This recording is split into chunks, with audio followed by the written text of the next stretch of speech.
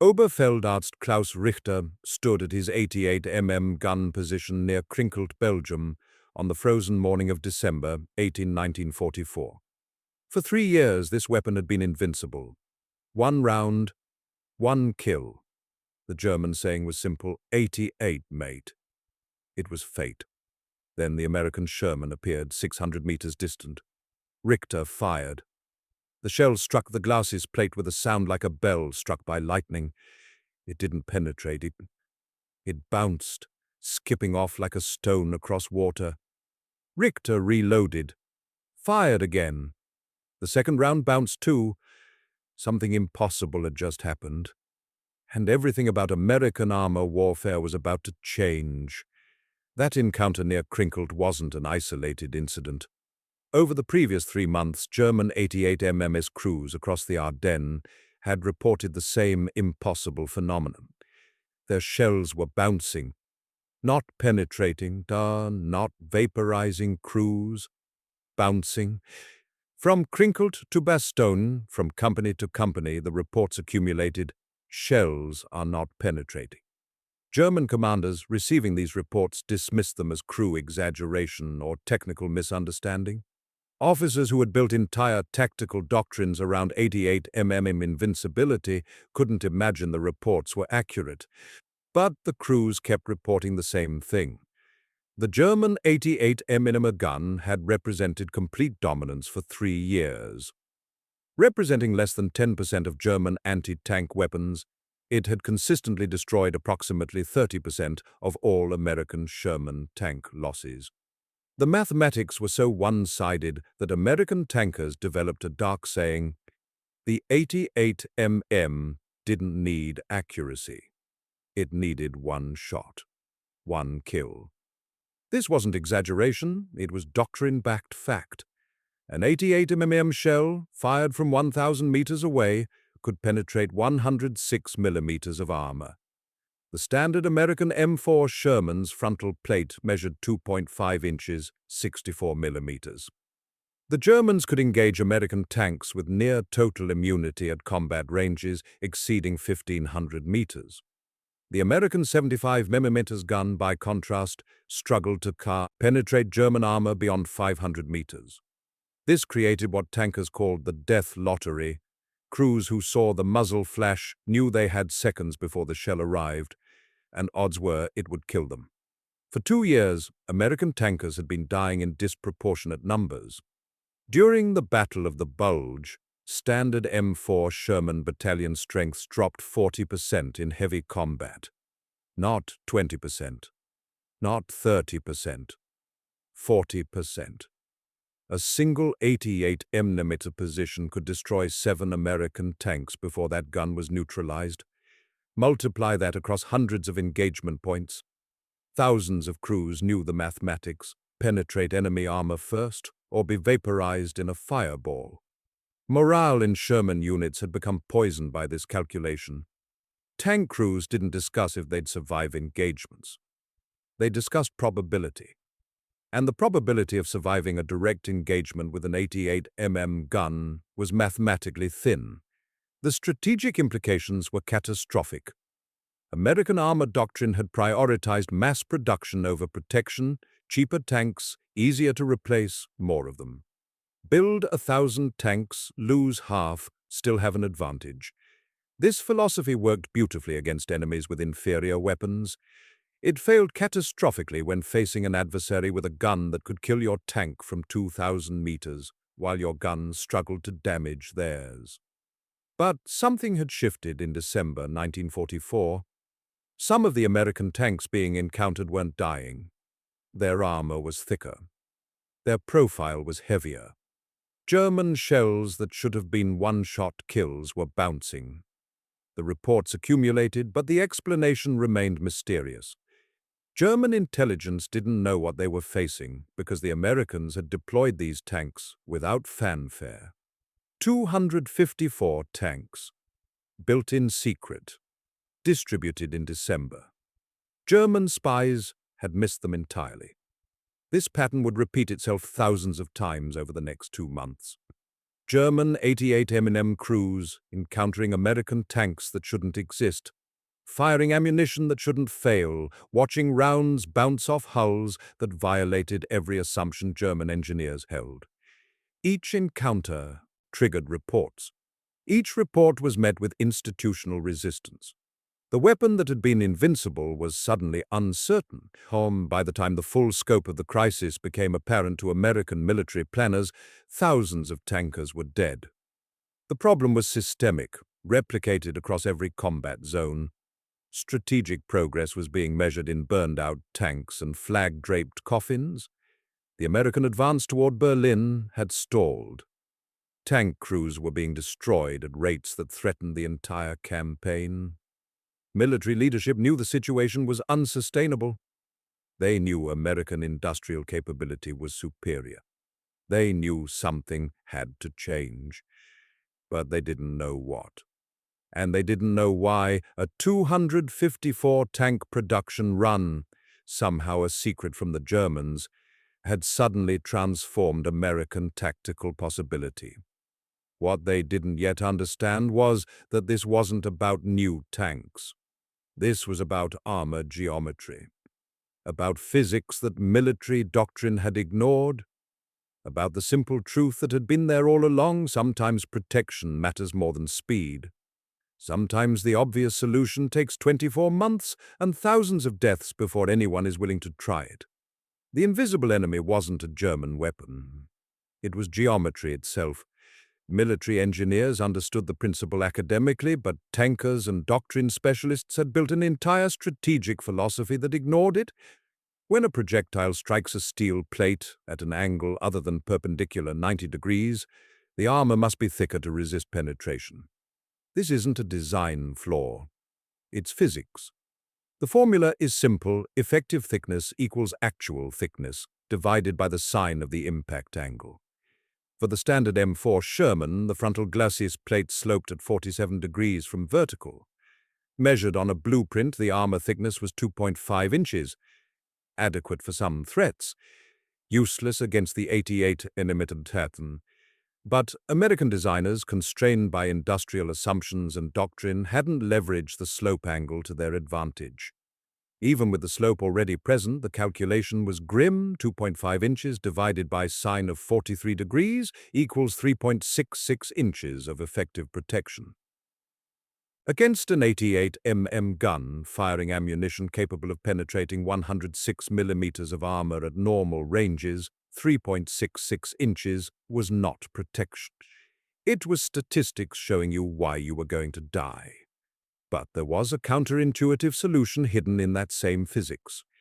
If armor could be thickened to 4 inches, and if it could be positioned at the same slope angle, the effective thickness became 4 inches divided by sine of 43 degrees equals 5.86 inches. This still appeared insufficient on paper: 5.86 inches against 106 millimeter penetration capability. But the calculation assumed perfect conditions. In reality, projectiles hit at varying angles.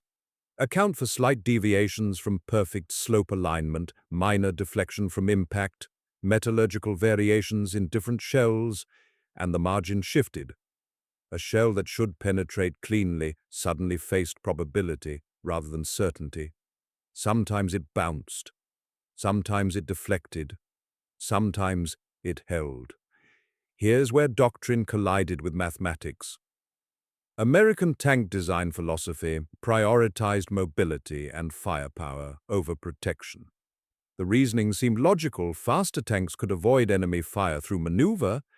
More guns could destroy enemies before they acquired targets. This strategy worked beautifully against opponents with inferior weapons. Germany in 1942, sure, prioritized speed.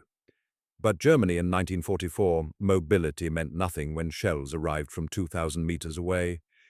Firepower meant nothing when your return fire couldn't penetrate enemy armor either. Trained officers, working within established doctrine, continued ordering tank assaults, knowing the casualty mathematics.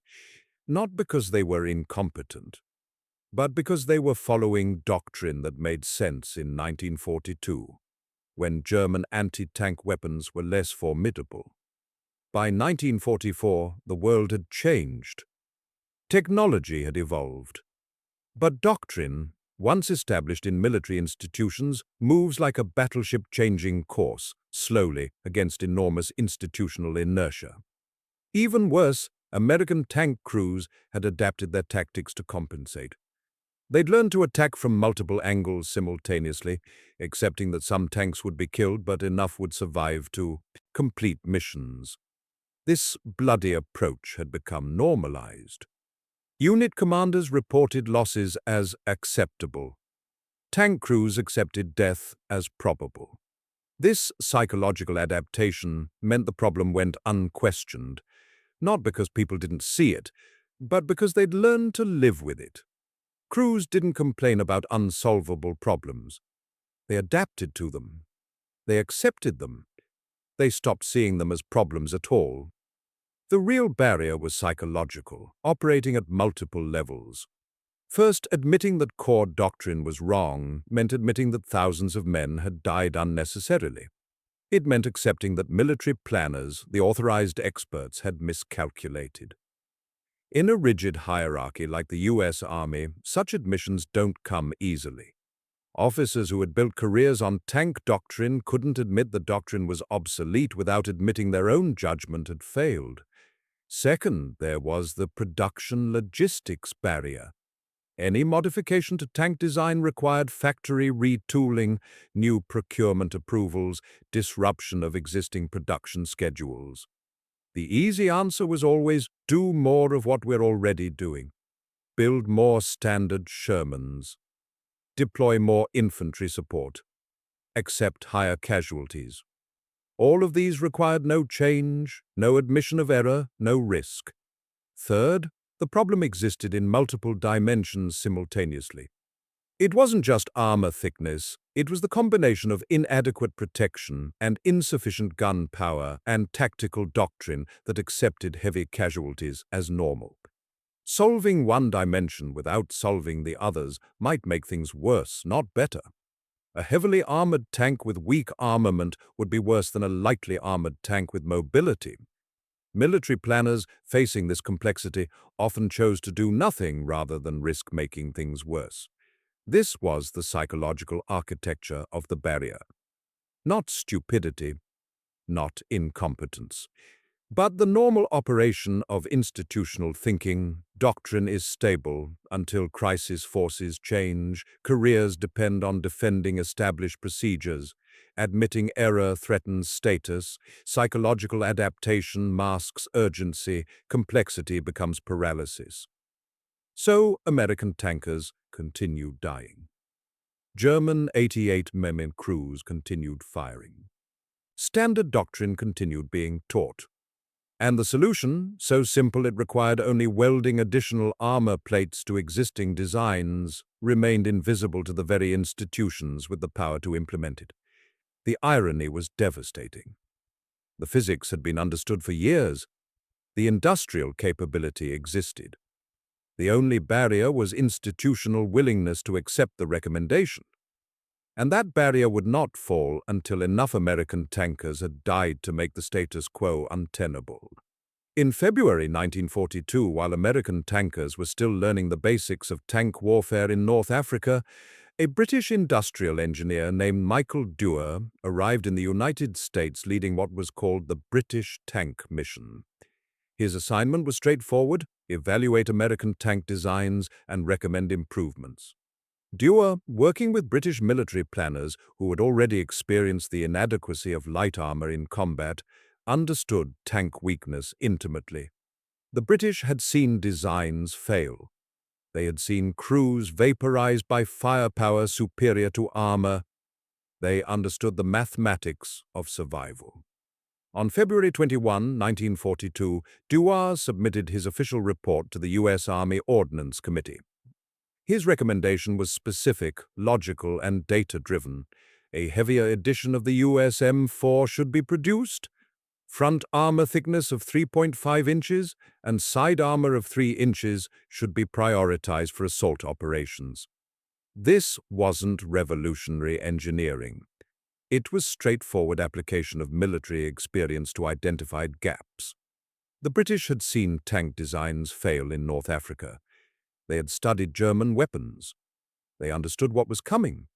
Duar's proposal was essentially saying, prepare now for the weapons you'll face in 1944. The U.S. Army Ordnance Committee received the proposal, reviewed it, and rejected it. Why? The reasons were organizational and doctrinal rather than technical. First, American tank design philosophy in 1942 emphasized quantity over quality. Produce 10 adequate tanks rather than 5 superior tanks. Given industrial capacity, this logic made sense at the time. Second, the U.S. Army was already committed to a heavy tank program, the M6 heavy tank that was supposed to address protection requirements. Developing additional armor variants seemed redundant. Why design multiple solutions when the military had already committed to one? Third, and most significantly, accepting Duar's recommendation would have meant admitting that current designs were inadequate. Military institutions don't welcome such admissions. Officers who had already approved the standard M4 for production couldn't suddenly announce that design needed modification. That would mean admitting their judgment was flawed. Additionally, American officers working within established doctrine believed tank superiority came from other factors: superior crew training, better logistics, American industrial mobility. They didn't yet understand that German weapons had evolved beyond American armor protection. They hadn't fought an 88 mm gun. They hadn't watched crews die in statistical clusters. The evidence that would later validate Duar's warning hadn't accumulated yet. Without evidence, prophecy is easily dismissed. So the proposal disappeared into files. No action taken. No modified tanks produced. The opportunity to address the problem in 1942, when fixes could have been implemented gradually, when production schedules could have been adjusted incrementally, was rejected. The moment passed. And American tankers continued being trained for a war that doctrine hadn't prepared them for.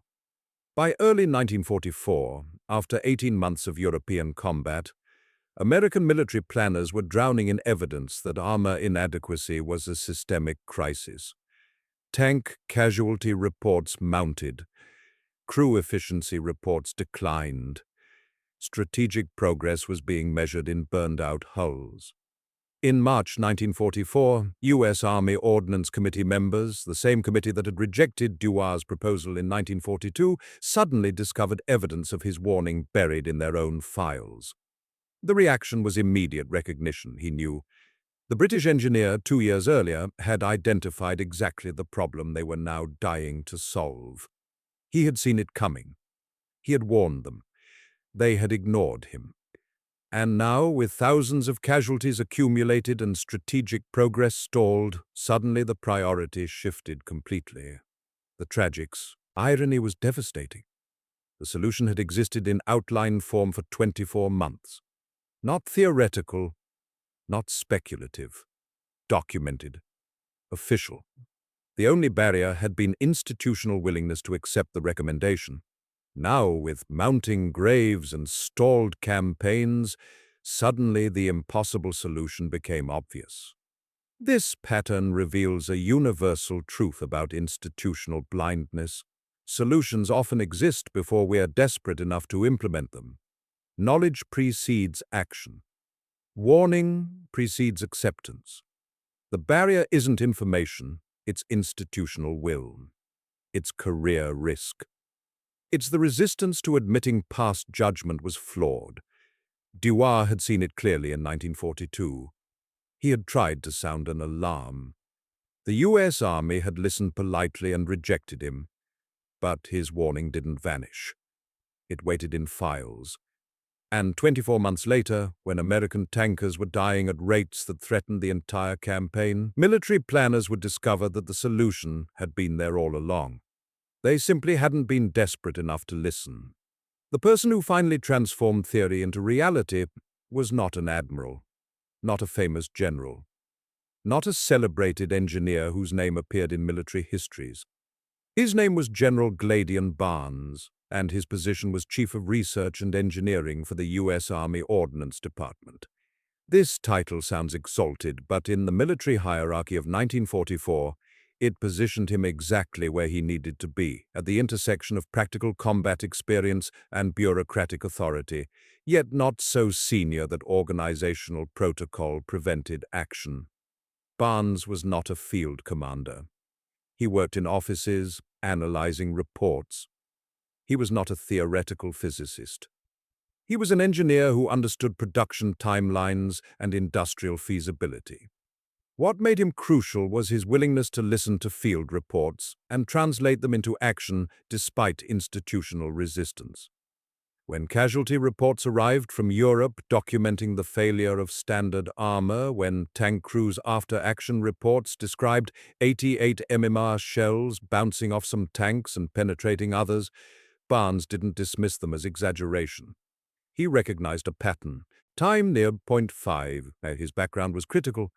Barnes had enough authority to green-light experimental programs, but enough distance from established doctrine to advocate for change without threatening his entire career.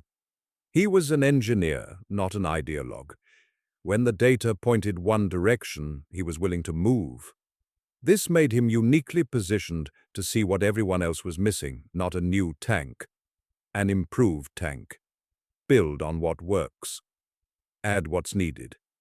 In early 1944, Barnes made a deceptively simple observation.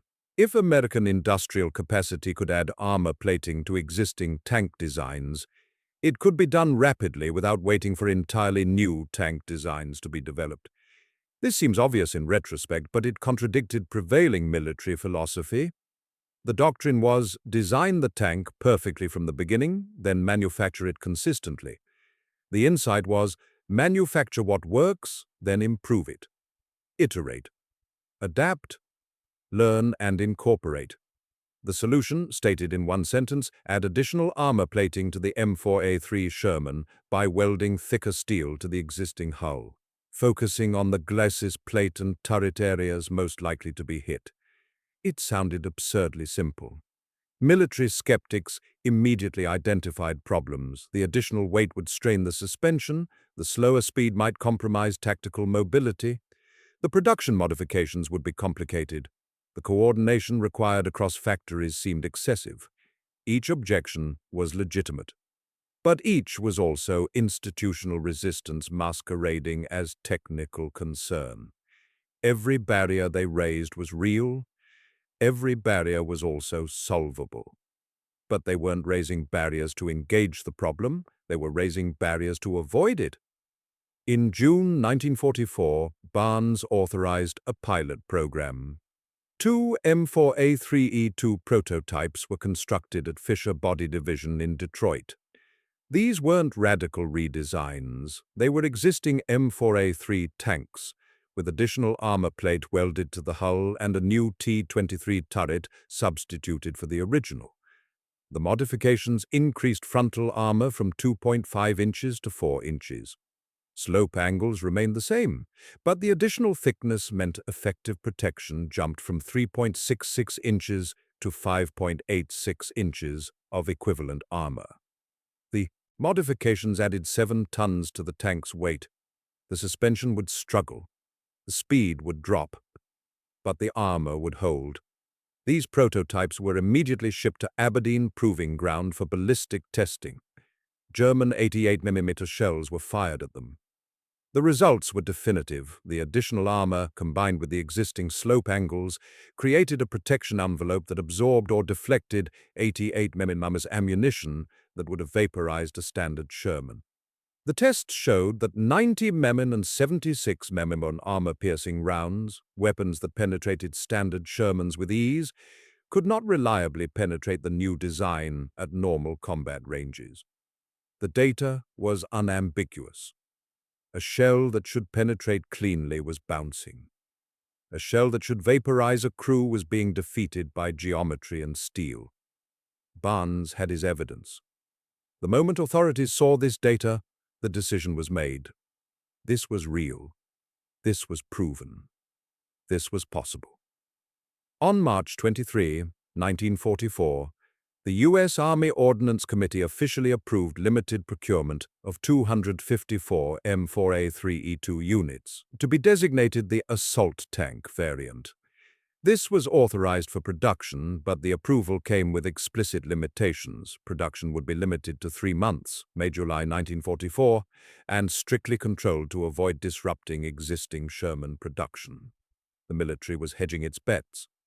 The bureaucracy was protecting itself, but the door was open. But field commanders, hearing rumors of this new tank variant, began requesting them urgently. By September 1944, limited numbers were reaching European theater units. By December 1944, when the Battle of the Bulge erupted, approximately 125 of the 254 authorized tanks were distributed across American tank battalions. Most critically, the 4th Armored Division, assigned to break the siege of Bastogne, received 24 M4A3E2 tanks, including the tank that would become historically famous Cobra King, commanded by Lieutenant Charles Bulge. Early results in combat were immediately dramatic. Tank crews reported 88 mm shells bouncing off like water. German 88 mm gun crews reported in shock that their rounds were not penetrating. The casualty differential became visible in real time. Units equipped with M4A3E2 tanks suffered losses at dramatically lower rates than units with standard Shermans in identical combat conditions. The spread accelerated. Tank battalion commanders, seeing the survival advantage, requested more. By January 1945, casualty data was being compiled. M4A3E2 units suffered casualty rates below 15% in heavy combat. Standard M4 units suffered casualty rates around 40%. The survival advantage was 71%, meaning a crew equipped with a jumbo Sherman was more than 3 times likely to survive heavy combat than crews in standard tanks. Suddenly, the impossible solution became obvious to everyone. Crews who had been resigned to probable death discovered they could actually survive. German crews who had felt invincible discovered their most powerful weapon was suddenly marginal. American commanders who had accepted heavy casualties as inevitable discovered they could reduce losses by 71% with a simple design modification. Generals began sending urgent cables. General Robert Grow, commanding 6th Armored Division, cabled, "Get me more M4A3E2. Our efforts are canalized. This tank has a chance. We want more of them." General Eisenhower himself telegraphed, "M4A3E2 assault tank has proved itself in combat and has been most favorably received. Theater has immediate requirement for maximum number that can be produced." But production was limited. Only 254 tanks authorized. Only 3 months of production. The bureaucracy that had resisted change was now overwhelmed by demand. Commanders were requesting tanks that didn't exist. Crews were volunteering for jumbo assignments because they understood the mathematics. Jumbo equals survival. The grassroots solution had proven itself in combat. The data was undeniable. The demand was overwhelming. But the implementation was constrained by the very institutional systems that had resisted change in the first place. The irony was bitter. The solution worked perfectly. The only problem was there weren't enough of them. Once the M4A3E2 concept was proven in combat, the transformation required much more than simply manufacturing additional tanks. It required teaching. Tank crews, platoon sergeants, company commanders, and battalion officers how to employ these heavily armored vehicles differently. Standard Sherman doctrine emphasized speed and maneuverability. But the jumbo, weighing 42 tons instead of 35 tons, moving at 22 mph instead of 30 mph, required different tactical approaches. The first training revolution occurred at tank battalions themselves. Crews assigned to jumbos underwent rapid instruction in the new protection philosophy. Rather than focusing on evasion through speed, tactics shifted to deliberate advancement under direct fire.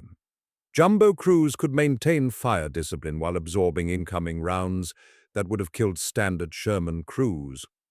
This meant advancing through villages at measured pace, rather than rushing through in hope of outrunning fire. It meant standing and fighting rather than running and surviving. The psychological component of this training was profound. For 3 years, Sherman crews had been conditioned to expect penetration, expect fire, expect death. The new doctrine required mental reorientation. Your armor might actually protect you. This meant different crew positioning, different turret traverse speeds, different decision-making under fire. Some crews adapted immediately, others took weeks to unlearn survival behaviors based on probable death. You couldn't teach crews to trust armor after training them for 36 months that armor was meaningless. By January 1945, the training had scaled to multiple battalion levels. 4th Armored Division's crews had adapted their tactics entirely around jumbo capabilities. The 80th Division, which received an entire company of M4A3E2s, developed assault doctrine specifically for heavily armored tank formations. 6th Armored Division likewise integrated jumbos into their operational planning. Institutional changes followed training. Tank battalion organizations were modified to feature mixed jumbo, standard Sherman companies, creating a shock and support structure. Jumbos led assaults into prepared positions, standard Shermans followed in support roles. This combination leveraged the jumbo's protection for initial breakthrough while maintaining the standard Sherman's speed for exploitation. The M4A3E2's effectiveness created demand for additional technological improvements. In February 1945, approximately 100 of the remaining M4A3E2 tanks underwent field modification to mount 76 mm guns instead of the standard 75 mm. This gun, which had been reserved for a different tank variant, could penetrate German heavy armor at greater ranges. Combined with the jumbo's protection, this created a formidable assault platform. Additionally, ordnance units in European theater began improvising additional armor modifications. Using salvaged materials and field-fabricated welding, units added improvised armor to standard M4A3 tanks, attempting to replicate jumbo advantages. While these field modifications lacked factory precision, they demonstrated how widespread the adoption impulse had become. Tank crews and ordnance specialists, seeing the survival advantage, were willing to improvise solutions even without official authorization. The Ford GAA V8 engine, standard in all M4A3 variants, required optimization to handle the additional weight. Fuel consumption increased noticeably. Maintenance procedures were adjusted, but engineers found that the engine, initially rated at 500 HP, could sustain operation under the increased load. No engine failures occurred at significantly higher rates than standard M4s, validating the design's robustness. Suspension modifications became necessary. Standard VVSS suspension performed adequately, but with notable degradation under 42-ton loads. Tracks were modified with wider duckbill connectors to distribute weight more effectively. While suspension remained a chronic maintenance issue for jumbo units, the problem never prevented operational capability. The principle was clear: adapt, improve, don't wait for perfect, make it work. The statistics from the Battle of the Bulge speak with brutal clarity. During heavy combat, December 1944, January 1945, the casualty differential between standard M4 and M4A3E2 units was stark. Standard M4 Sherman units, 40% casualty rate in heavy combat. Not acceptable, not sustainable. 40%. M4A3E2 jumbo units, 15% casualty rate in identical conditions, in the same battles, against the same enemies, in the same weather, 15%. Survival advantage, 71% reduction in casualties. 4.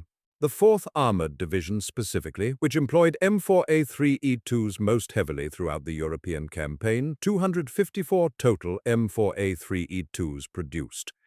24 M4A3E2s lost by 4th Armored. 9.4% casualty rate, despite using them most intensively. Casualty rate for 4th Armored, compared to standard divisions, 34% lower. These weren't theoretical advantages, they translated directly to American tankers coming home alive.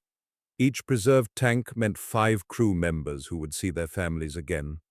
Multiplied across all jumbo operations, the survival advantage meant hundreds of Americans lived who would have died in standard Shermans. Hundreds of letters not sent to mothers. Hundreds of children who would know their fathers.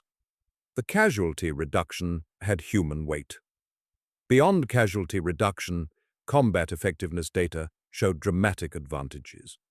German crews, confronted with 88 mm shells bouncing off tanks they didn't know existed, reported psychological shock. Morale damage among German anti-tank crews, seeing their most powerful weapon become ineffective, rippled backward through German command structure. Multiple after-action reports noted that German tactical hesitation during the Bulge was partly attributable to uncertainty about American armor capabilities. They had encountered jumbos and didn't understand what they were facing.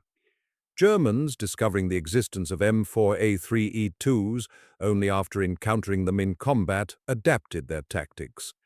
They reduced dependency on 88 mm engagement at medium ranges, instead attempting to close to shorter ranges, where tungsten core ammunition could penetrate. They developed ambush tactics to engage jumbos from the rear, where armor was thinner. German Panzerfaust teams targeted jumbos specifically, creating dedicated anti-jumbo procedures within German rifle squads. This adaptation, while successful in isolated incidents, couldn't reverse the fundamental advantage. By the time Germans had adapted their tactics, American forces had operational momentum. The jumbo had transformed American tankers from probable casualties into likely survivors, exactly the psychological and tactical shift needed to break German resistance during the Bulge. But the real transformation extended far beyond 1945. The principle Barnes championed, good enough and improvable beats waiting for perfect, became institutional doctrine. American tank designers, reflecting on jumbo success, embedded modular armor concepts into next-generation designs. The M48 Patton series, 1951 onward, featured easily upgradable armor that could be added or replaced without redesigning the entire tank. The principle, design the base vehicle, then improve protection as threats evolve. This became doctrine for all subsequent American tanks. During Vietnam War 1964-1973, M48 Pattons, deployed to Southeast Asia, underwent extensive field modifications with add-on armor. Ordnance units welded additional protection to vulnerable areas, replicating the jumbo approach, improve in theater rather than waiting for factory redesign. The jumbo principle persisted through Vietnam, through the Gulf War, through Iraq and Afghanistan. Field-fabricated armor became standard operating procedure. The M1 Abrams tank, introduced in 1980, features modular armor packages that can be swapped or upgraded.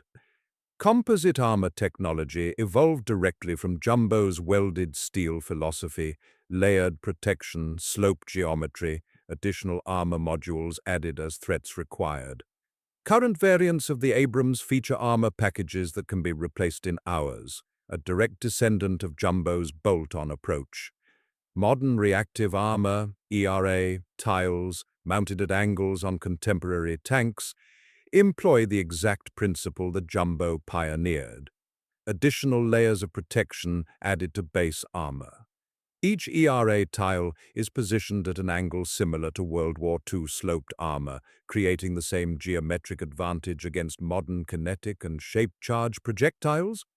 A tank commander in 2024, ordering armor modifications on an M1 Abrams, is executing the exact principle General Gladian Barnes validated in June 1944. But General Gladian Barnes, the engineer whose insight navigated institutional barriers, whose willingness to test simple theories proved their effectiveness, whose vision of modular improvement transformed military technology, never became famous. He received no major media coverage. After the war, he retired quietly, eventually passing away in relative obscurity. No documentary was made about his decision. No statues commemorate his insight. But his legacy lives everywhere American tanks have operated since 1944. Every time an Abrams tank receives a modular armor upgrade in hours rather than weeks, that's Gladian Barnes's insight. Every time tank crews benefit from bolt-on protection packages that can be installed in theater, that's the jumbo concept he championed.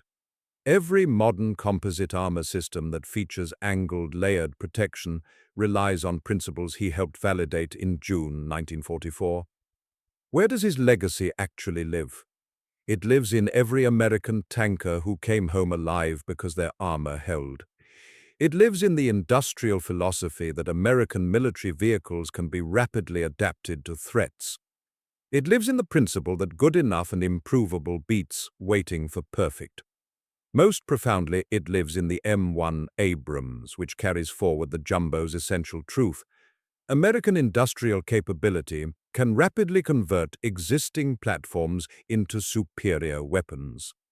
From 1944 to 2024, this principle has evolved from welded armor plates into composite technology, into ERA tiles, into active protection systems. But the fundamental insight remains unchanged. Additional protection, properly applied, can transform survival probability from lottery to strategy. The story of the jumbo Sherman ends not in 1945, but in every battlefield where American tankers fight, protected by armor philosophies that trace directly back to a tank commander named Bulge and a general named Barnes, who refused to accept institutional paralysis when soldiers were dying. They saw that the solution was simple. They tested it. They proved it. And they changed warfare for the next 80 years. Sometimes the most important innovations aren't revolutionary. Sometimes they're just the willingness to say, we can do better. We can improve what we have. We don't need perfect, we need better, and we need it now. That lesson, proven in a tank weighing 42 tons with armor that shrugged off shells that should have vaporized it, echoes through every armor system built since. The jumbo Sherman didn't just win battles. It proved that institutions can change, that bureaucracy can adapt, that when evidence becomes overwhelming, even the most rigid systems will transform.